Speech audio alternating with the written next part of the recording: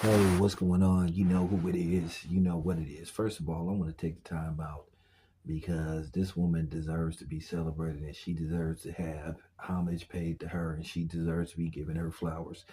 And that woman is none other than Janet Jackson, Miss Jackson, if you nasty. Today, Janet Jackson celebrates her 60th birthday. Yes, Janet Jackson is 60. Wow.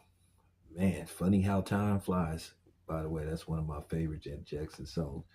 The funny thing is, you look at Janet Jackson over the years, she became a successful, recording artist. She became a successful actress. I don't know why Janet Jackson stopped doing films. She haven't done a film in a while. She did some really good work, but she hadn't done anything in a while. So, keep in mind she was a uh, recurring guest on Different Strokes, where she sung her song "The Magic Is Working."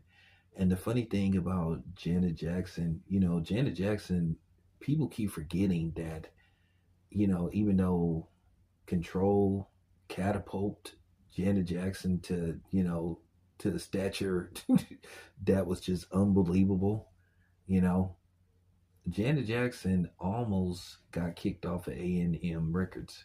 Yes, her first two albums flopped, you know, and basically one of the executives on A&M basically encouraged, Herb Albert, because he was one of the owners of the record label. I don't think he owned it entirely by himself. One of my information goons, look and see who was the actual owners of A&M Record. I think Herb Albert was one of the owners. I don't know if he had, but my information goons, hook me up, please.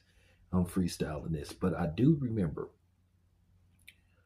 they were going to cancel her contract, and basically she was given another chance, and then basically she linked up with Jimmy Jam and Terry Lewis, who introduced her to the Minneapolis sound. Now, for those who don't know, Jimmy Jam and Terry Lewis were former members of The Time. They were established producers, in their own right. They produced Sherelle, I Didn't Mean to Turn You On, and Cheryl Lynn's Encore. They did quite a few stuff, but Janet Jackson, Control, like, put them on the map, made them what you would call super producers. They have producers and then they have super producers. Like, they was in the same hemisphere as Babyface, Teddy Riley,